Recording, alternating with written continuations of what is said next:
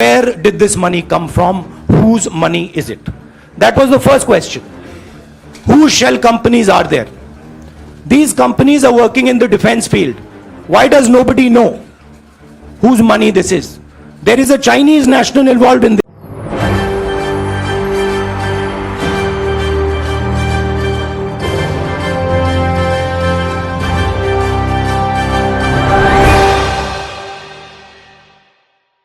नमस्कार, SPN9 news देख रहे हैं आप। आपके साथ मैं हूं मानसी जायसवाल। राहुल गांधी मानहानि मामले में फंसते हुए नजर आ रहे हैं, लेकिन सवाल ये उठ रहा है कि 2024 का लोकसभा चुनाव काफी नजदीक है। क्या राहुल गांधी अब 2024 का लोकसभा चुनाव लड़ पाएंगे, क्योंकि लगातार कोर्ट से उनको झटके मिल रहे हैं। लेकिन इसी बीच आपको बता दें, प्रधानमंत्री नरेंद्र मोदी पर कांग्रेस पार्टी बड़ा हमला बोलती हुई नजर आ रही है। कांग्रेस पार्टी का साफ तौर पर कहना है कि प्रधानमंत्री नरेंद्र मोदी भारत जोड़ो यात्रा से डर गए, जिसकी वजह से राहुल गांधी को फंसाने की कोशिश की जा रही है। राहुल गांधी ने प्रेस कॉन्फ्रेंस करके कहा कि अडानी का मुद्दा वो लगातार उठा रहे थे, जिसकी वजह से उनकी संसद सदस्यता उनसे छीन ली गई। ये बड़ा गंभीर आरोप प्रधानमंत्री नरेंद्र मोदी पर लगाया जा रहा है। अब सवाल ये उठ रहा है कि प्रधानमंत्री नरेंद्र मोदी क्या वाकई तानाशाही की राजनीति कर रहे हैं?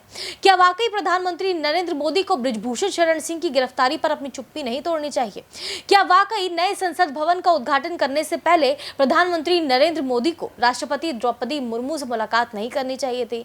क्या नए संसद भवन का उद्घाटन करते हुए राष्ट्रपति द्रौपदी मुर्मू को उनको न्योता नहीं देना चाहिए था? ये सवाल इसलिए किए जा रहे हैं क्योंकि जिस तरीके से प्रधानमंत्री नरेंद्र मोदी जो अभी आरोपों में फंसते हुए नजर आ रहे हैं, वो साफ तौर पर उनसे कई सवालिया निशान खड़े कर रहे हैं। क्योंकि उनसे सवाल किया जा रहा है कि आखिरकार बृजभूषण शरण सिंह के मामले पर उन्होंने क्यों चुप्पी साधी हुई है? आखिरकार बृजभूषण को बचाने की कोशिश वो क्यों कर रहे हैं? महिला सशक्तिकरण की बातें वो करते हुए नजर आते हैं, लेकिन महिला सशक्तिकरण को लेकर के वो कोई भी कदम नहीं उठाते हैं। देश की बेटियों के साथ आखिरकार कब इंसाफ होगा? इस पूरे मसले को लेकर प्रधानमंत्री नरेंद्र मोदी पूरी तरीके से चुप है और कहीं ना कहीं इस पूरे मसले को दबाने की कोशिश बीजेपी की तरफ से की भी जा रही है। लेकिन क्या प्रधानमंत्री नरेंद्र मोदी की संसद सदस्यता उनसे नहीं छीननी चाहिए? क्योंकि जिस तरीके से इस वक्त प्रधानमंत्री नरेंद्र मोदी पर तमाम आरोप लग रहे हैं, उन्होंने एक बार भी इस पूरे मसले पर अपनी चुप्पी नहीं तोड़ी है। तमाम मसला जो है वो इस वक्त गर्माता हुआ नजर आ रहा है। राहुल गांधी अडानी का मुद्दा लगातार उठा रहे हैं, लेकिन इस पूरे मसले पर भी अभी तक प्रधानमंत्री नरेंद्र मोदी ने कोई भी जवाब नहीं दिया है।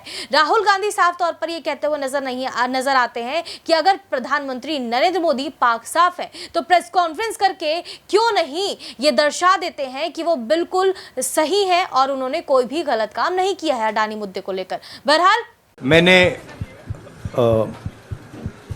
आप सब से काफी बार बोला है कि हिंदुस्तान में लोकतंत्र पर आक्रमण हो रहा है और इसका हमको हर रोज नए नए उदाहरण मिल रहे हैं। सवाल मैंने एक ही पूछा था,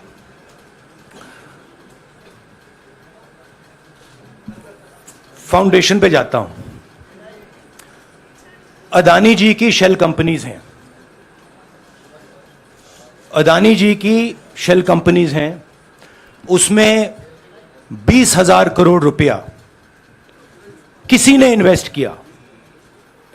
अदानी जी का पैसा नहीं है, अदानी जी का इंफ्रास्ट्रक्चर बिजनेस है, पैसा किसी और का है। सवाल यह है, ये जो 20,000 करोड़ रुपए हैं ये किसके हैं? यह सवाल मैंने पूछा। मैंने पार्लियामेंट हाउस में प्रूफ देके, जो मीडिया रिपोर्ट से मैंने निकाला, अदानी जी और नरेंद्र मोदी जी के रिश्ते के बारे में डिटेल में बोला। रिश्ता नया नहीं है, रिश्ता पुराना है। जब नरेंद्र मोदी जी गुजरात के सीएम बने थे तब से रिश्ता है और उसके बहुत सारे पब्लिक प्रूफ्स हैं। हवाई जहाज में मैंने फोटो दिखाई, नरेंद्र मोदी जी बड़े कंफर्ट में बैठे हुए थे अपने दोस्त, अपने मित्र के साथ। पार्लियामेंट में मैंने दिखाई। यह सवाल मैंने पूछा। फिर मेरी स्पीच को एक्सपंज किया गया। मैंने स्पीकर को डिटेल्ड चिट्ठी लिखी, पॉइंट बाय पॉइंट, कि मैंने कहा कि एयरपोर्ट्स अदानी जी को रूल बदल के दिए गए हैं। ये लीजिए रूल की कॉपी जिसको बदला गया है। चिट्ठी लिखी, कोई फर्क नहीं पड़ा। फिर मेरे बारे में मंत्रियों ने पार्लियामेंट में झूठ बोला कि मैंने विदेशी ताकतों से मदद मांगी। मैंने ऐसी कोई बात नहीं की है। मैंने कहा स्पीकर से, मैंने जाके कहा स्पीकर सर, पार्लियामेंट का नियम है कि अगर किसी मेंबर पर कोई एक्यूजेशन लगाता है तो उस मेंबर को जवाब देने का हक होता है। मैंने एक चिट्ठी लिखी, उस चिट्ठी का जवाब नहीं आया। दूसरी चिट्ठी लिखी, उस चिट्ठी का जवाब नहीं आया। फिर मैं स्पीकर के चेंबर में गया। मैंने स्पीकर सर से कहा, स्पीकर सर, ये कानून है, ये रूल है, इन्होंने झूठा आरोप लगाया है, मुझे आप बोलने क्यों नहीं दे रहे हैं? स्पीकर सर मुस्कुराते हैं, कहते मैं नहीं कर सकता। और फिर उसके बाद आपने सबने देखा क्या हुआ। सवाल पूछना मैं बंद नहीं करूंगा। नरेंद्र मोदी जी का अदानी के साथ क्या रिश्ता है और 20,000 करोड़ रुपए किसके हैं, मैं पूछता जाऊंगा। मुझे कोई डर नहीं लगता इन लोगों से। और अगर ये सोचें कि मुझे डिस्क्वालीफाई करके, धमका के, जेल में डाल के मुझे बंद कर सकते, नहीं, मेरी वो हिस्ट्री नहीं है।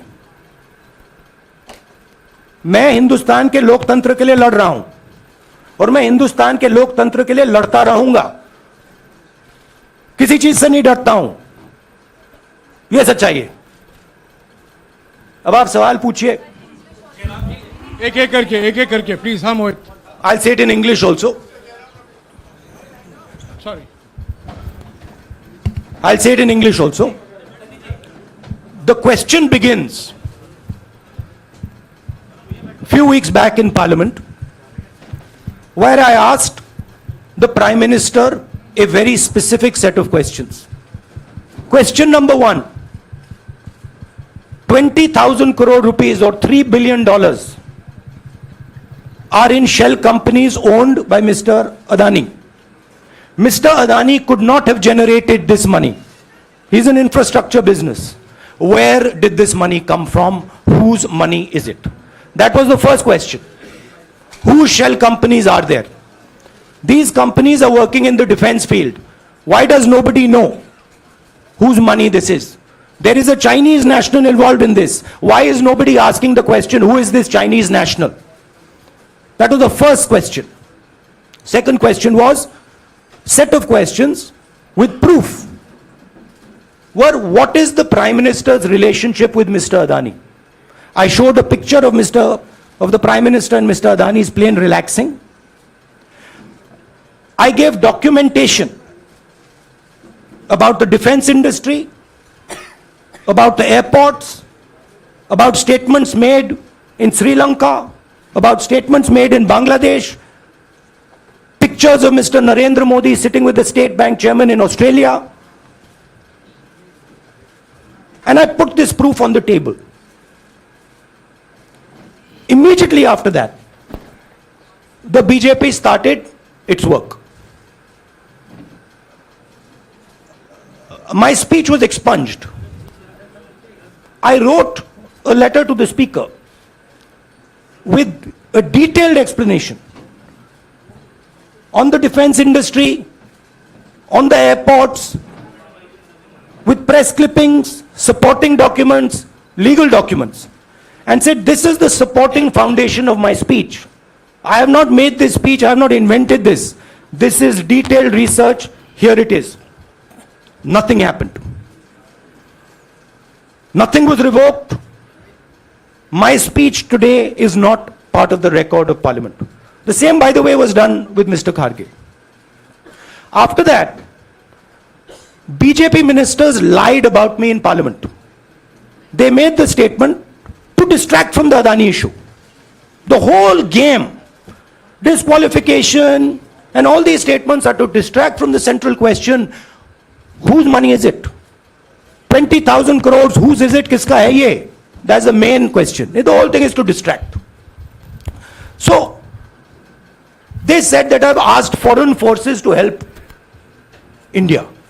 Most ridiculous statement. I have never made such a statement. You can look at all the conversations I had in the United Kingdom. Not one such statement was made. In fact, I said this is India's problem. India has to resolve this problem, right? A minister lies on the floor of the House. I wrote to the Speaker and I said, Speaker, sir, it is my right as a member of Parliament, when somebody makes an accusation, to state my position.